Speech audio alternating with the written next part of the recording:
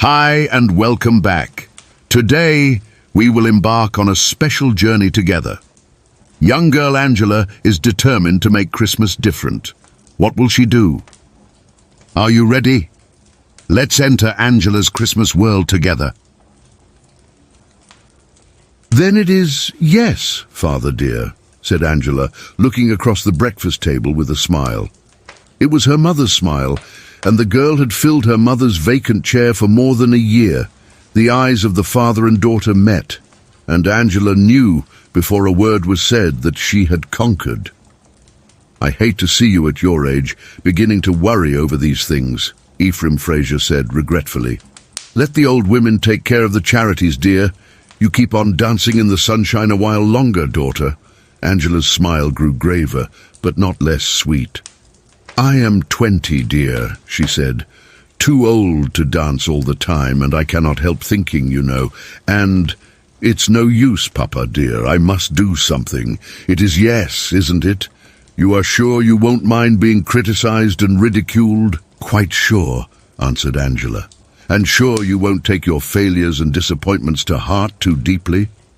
Quite sure I can bear them bravely, answered the girl. If only one, just one, of those poor creatures may be helped and lifted up and brought out of darkness, it will be worth trying for. And what does Robert Johns say about it? A glow kindled in Angela's face. Robert is in perfect sympathy with me, she said softly. Then again, this time having risen and gone around to his side, to speak with her face against the old banker's smoothly shaven cheek. It is yes, isn't it, Daddy dear? Well, yes, only you must go slow, dear. You are not over-strong, you know. And soon it came to pass that on a vacant lot, hitherto given over to refuse heaps, haunted by stray cats, rag-pickers and vagrant children, in one of the vilest quarters of the metropolis, there sprang up, with magic swiftness, a commodious frame building surrounded by smooth green sod, known in the lower circles as the Locust Street Home. In upper circles, laughingly denominated Angela's Experiment. Angela did not mind. It was mostly good-natured laughter, and many of the laughers ended by lending willing hands and hearts to the cause.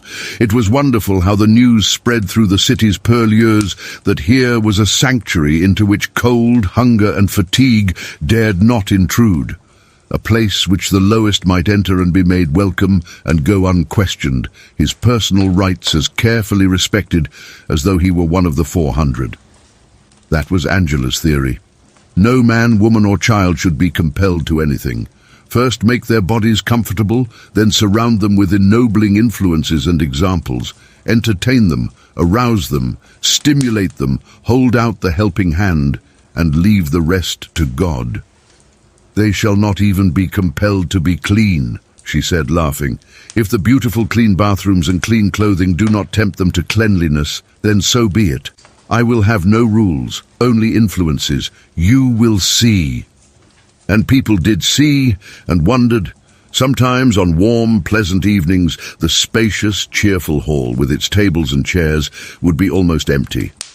But on nights like that, on which this story opens, a dark, cold December night, the seats were apt to be well filled, mostly with slatternly, hard-featured women and dull-faced children who sat staring stolidly about while the music and speaking went on, half stupefied by the warmth and tranquility so foreign to their lives. Outside, a dismal sleet was falling, but from the open door of the vestibule a great sheet of light fell upon the wet pavement, and above it glowed a transparency bearing the words, "A Merry Christmas to all.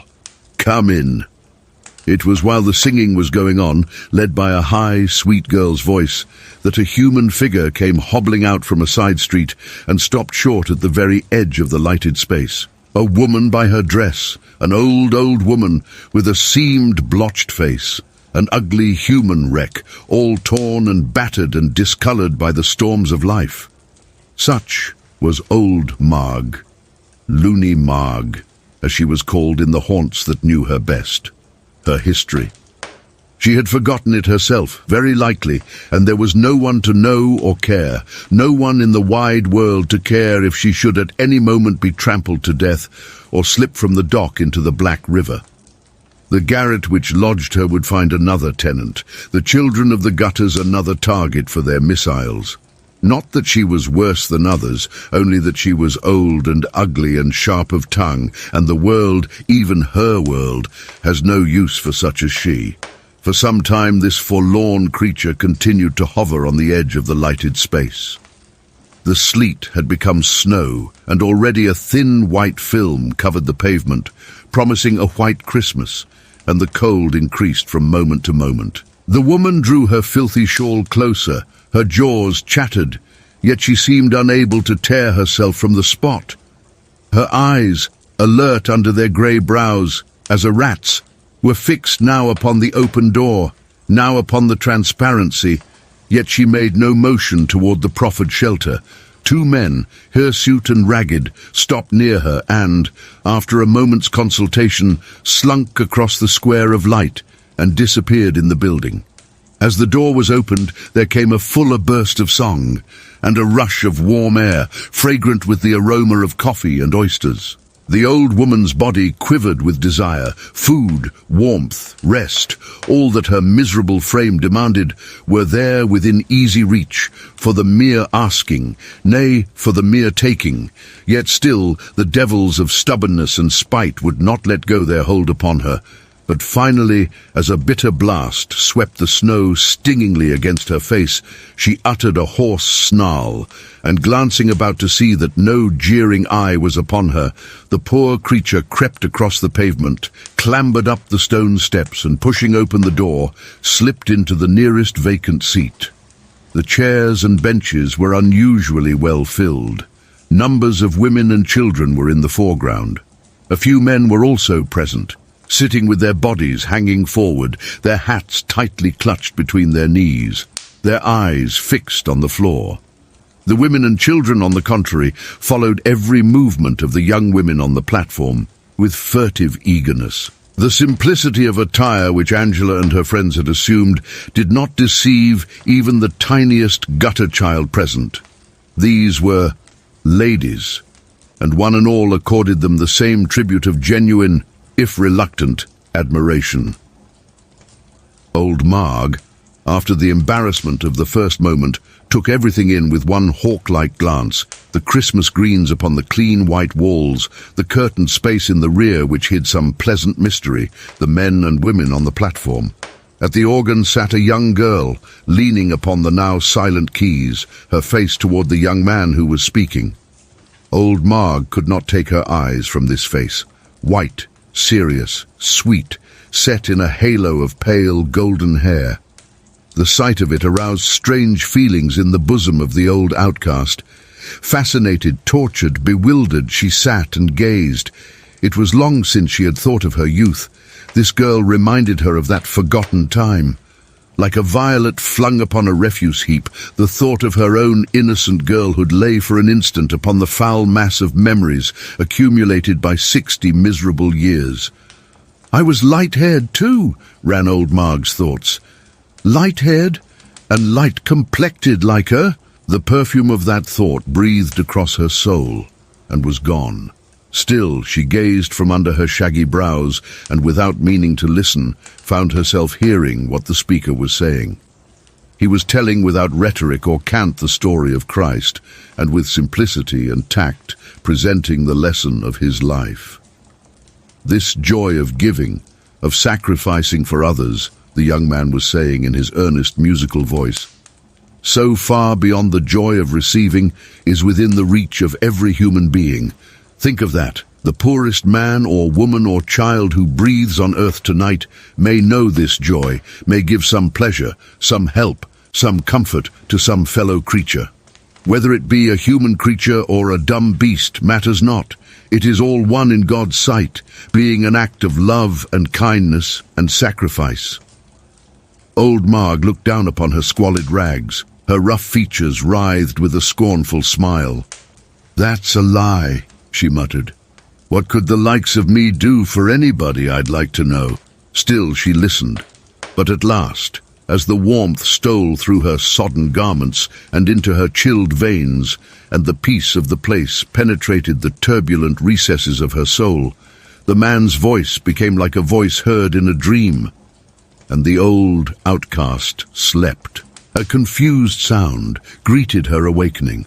Someone was playing the organ jubilantly. People were moving about, girls with trays loaded with steaming dishes. Children were talking and laughing excitedly. The curtain had been drawn, and a great Christmas tree almost blinded her with its splendor.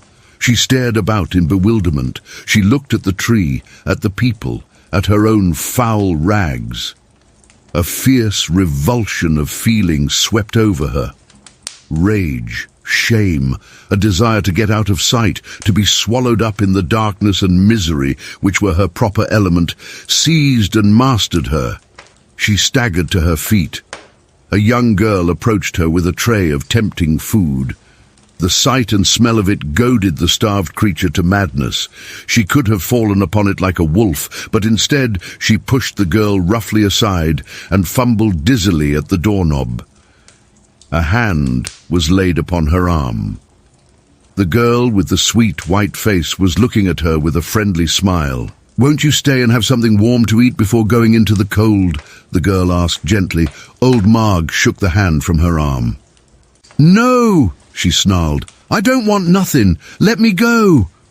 With a patient smile, Angela opened the door. "I am sorry you will not stay," she said softly. "It would give me great pleasure. There is a gift for you on the tree, too. It is Christmas Eve, you know." A hoarse, choking sound came from the woman's lips. She pushed by into the vestibule. Angela followed. "If you should feel differently tomorrow," she said in her kind, gentle voice, "come here again about 11 o'clock. I shall be here." Without waiting for a reply, she re-entered the hall. A young man, the same who had been speaking, met her at the door. "Angela," he exclaimed, "you should not be out there in the cold." She smiled absently. "Did you see her, Robert? That terrible old woman?"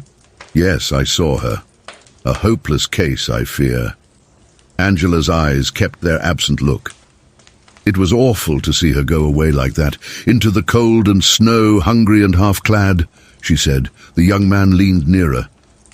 "Angela," he whispered, "you must not let these things sink into your heart as you do, or you cannot bear the work you have undertaken. As for that old creature, it is terrible to think of her, but she seemed to me beyond our reach." "But not beyond God's reach through us," said Angela. Meantime, old Marg was facing the storm with rage and pain in her face and in her heart. The streets were deserted and lighted only by such beams as found their way through the dirty windows of shops and saloons. From these last came sounds of revelry and contention, and at one or another the poor creature paused, listening without fear to the familiar hubbub. Should she go in? Someone might give her a drink to ease for a time the terrible gnawing at her breast. Might, yes, but more likely she would be thrust out with jeers and curses, and for some reason old Marg was in no mood to use the caustic wit and ready tongue that were her only weapons. So she staggered on until the swarming tenement was reached, stumbled up the 5 flights of unillumined stairs, and almost fell headlong into the dismal garret, which she called her home. Feeling about in the darkness, she found a match and lit a bit of candle, which stopped the neck of an empty bottle. It burned uncertainly, as if reluctant to disclose the scene upon which its light fell. A smoke-stained, sloping ceiling, a blackened floor, a shapeless mattress heaped with rags, a deal box, a rusty stove resting upon 2 bricks, supporting in its turn an ancient frying pan, a chipped saucer, and a battered tin can from which, when the scavenger business was good, old Marg served afternoon tea. Such were her home and all her personal belongings. There was no fire, nor any means of producing one, but upon the box was spread a piece of paper containing a slice of bread and a soup bone, whereto clung some fragments of meat, the gift of a neighbour hardly less wretched than herself. The old woman's eyes glittered at the sight, and seizing the food, she sank weakly upon the box and began gnawing at it. but her toothless jaws, stiff with cold, made no impression upon the tough meat and hard crust, and letting them drop to the floor. The poor creature fell to rocking to and fro, whimpering tearlessly, like a suffering dog. Strangely enough, within the withered bosom of this most wretched creature there had welled up, from some hidden source of womanly feeling, a passionate self-pity, a no less passionate self-loathing. This was what a moment's contact with all that she had so long abjured, purity, order, gentleness, had brought to pass. That fair young girl, tall, pale, sweet as an Easter lily, stood before her like an incarnate memory, pointing toward the past, the far distant past, when she, too, was young and pretty and innocent and gay, too pretty and too gay for a poor working girl. That was where the trouble began. "I was light-haired, too," moaned old Marg, twisting her withered fingers restlessly. "Light-haired and light-complected. A pretty girl, and a good girl too, not like her. No, how could I be? Little the likes of her knows what the likes of me has to face. Lord!" The bit of candle guttered and went out. The cold increased. It had ceased snowing, and a keen wind had arisen, tearing the clouds into shreds through which the stars gleamed. And presently the moon climbed up behind the belfry of the old church across the square and sent one broad white ray through the dingy window and across the floor. All at once the great bell began to strike the midnight hour, its mingled vibrations filling the garret with tumultuous sounds. The vision of the fair girl faded, and old Marg was herself again, a hard, bitter, rebellious old woman, with a burning care where her heart had been, and only one thought, one desire left in her desperate mind, the thought and the desire of death. In young and passionate days, she had often thought of seeking that way out of life's agonies, but at its worst, there is always some sweetness left in the cup when one is young.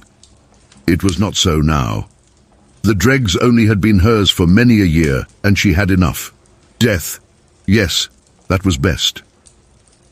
Her eyes glittered as she cast a look about the silent room, bare even of the means to this end. Ah, the window!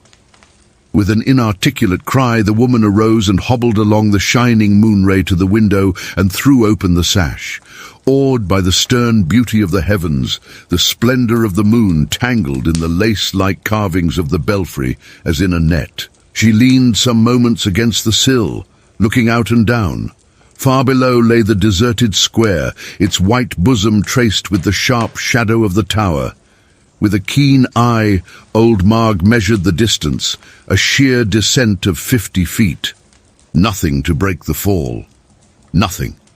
One movement, a swift fall, and that white surface would be broken by a black, shapeless heap. A policeman would find it on his next round, or some drunken reveller would stumble over it. Or the good people on their way to early mass. Ah, the seamed countenance lit up suddenly with a malignant joy. Why not wait until they began to pass, those pious, respectable people in their comfortable furs and wools, and cast herself into their midst, a ghastly Christmas offering, from poverty to riches, from sin to virtue? This suggestion commended itself highly to her sense of humor. With a hoarse chuckle, she was about to close the window when a portion of the shadow that lay alongside the chimney showed signs of life, and rising on 4 long and skinny legs became a cat, a lean black cat, which crept meekly toward the window, its phosphorescent eyes gleaming, its lank jaws parted in a vain effort to mew. Startled, old Marg drew back for an instant. Then, glancing from the animal to the pavement below, a brutal cunning, a malicious pleasure lit up the witch-like features. Reaching out one skinny arm, she called coaxingly, "Puss! Puss!" The cat dragged herself up to the outstretched arm, rubbing her lank body caressingly against it. The cruel, cunning old face softened suddenly. "Lord," muttered old Marg, "if she ain't a-trying to purr, Wall, that beats me." The poor beast continued its piteous appeal for aid, arching its starved frame, waving its tail, fawning unsuspectingly against the arm that had threatened.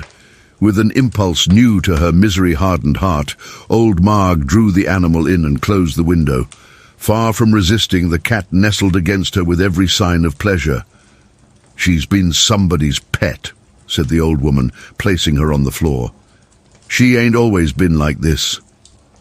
The divine emotion of pity, so new to this forlorn creature, grew and swelled in her bosom. The man at the hall had not lied after all.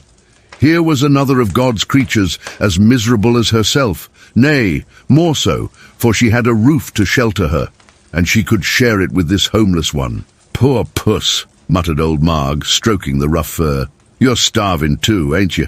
And I ain't got nothing to give you, not a bite or a sup. Ah!" Her eyes had fallen upon the discarded food. Eagerly she seized it and placed it before the cat. The starving creature gnawed greedily at the bone an instant, then looked up with a hopeless mew. The old woman felt a keener pang of pity. "Poor beast," she said with a bitter smile. "You can't eat 'em, can ye? No more could I. We're in the same box, puss, old and toothless, and nobody belonging to us. We'll have to starve together, I guess. And it's Christmas Day. Did you know that, puss? Merry Christmas, Lord, Lord." The cat rubbed against her skirts, her eyes fixed upon her benefactors.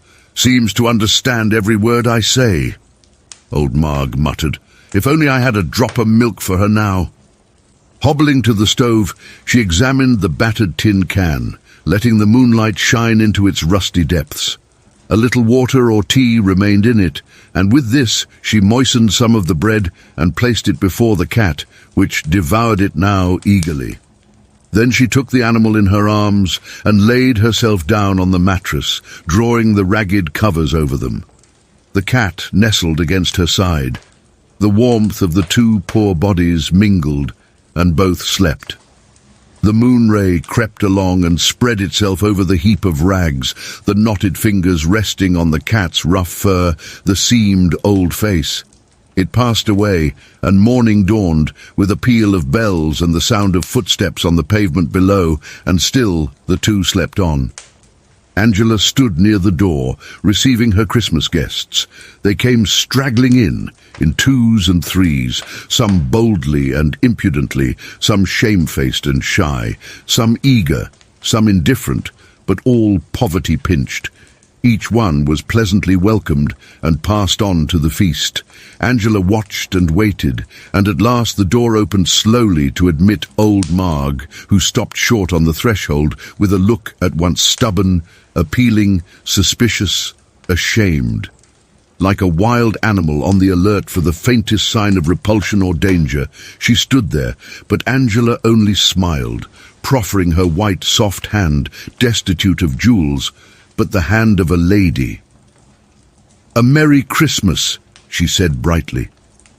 "I was ugly to you last night," said old Marg huskily, ignoring the beautiful hand she dared not touch. "Never mind," Angela answered sweetly.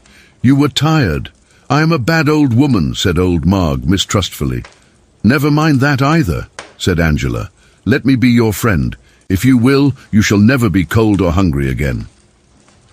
A profound wonder came into the old face. Then it began to writhe, and from each eye oozed scant tears, seeking a channel amid the seams and wrinkles of the sunken cheeks. "You will let me be your friend," urged Angela. Still old, Marg wept silently, the scant tears of age. "You shall have a pleasant home and—" A swift, suspicious glance darted from the wet eyes. "Not asylum, miss, please," said the old woman. "No," said Angela quietly. "Not an asylum, a home, a bright, clean, comfortable home. I can work, miss," put in old Marg, doubling her knotted hands to show their strength. "I can wash and scrub." "Yes," said Angela, "you may work all you are able, helping to keep things clean and comfortable." Still old Marg looked doubtful. Wiping her cheeks with a corner of the shawl, she half turned toward the door. "Have you a family or anyone belonging to you?" asked Angela, thinking to have reached the root of the difficulty. "Yes," said the old woman stoutly. "I have a cat. Where I go, she must go too." Angela patted the grimy hand, with a laugh which was good to hear. "I understand you perfectly," she said. "I have a cat of my own. You and your cat shall not be separated." A half hour later entered the young man Robert. Angela pointed silently to old Marg, sitting in a warm corner, contentedly munching her Christmas dinner. "What have you done to her?" he asked. "She looks more human already." Angela laughed again, that same laugh which goes to one's heart so. "I have adopted her, and her cat," she answered. "That's all." Thank you for joining us on our special journey through Angela's Christmas. We hope Angela's kindness and holiday warmth touch your heart, and we hope this story brings a little extra magic to your day. If you enjoyed this story, don't forget to hit the subscribe button and turn on notifications so you don't miss out on our future videos filled with more heartwarming stories and adventures. Merry Christmas, and see you soon.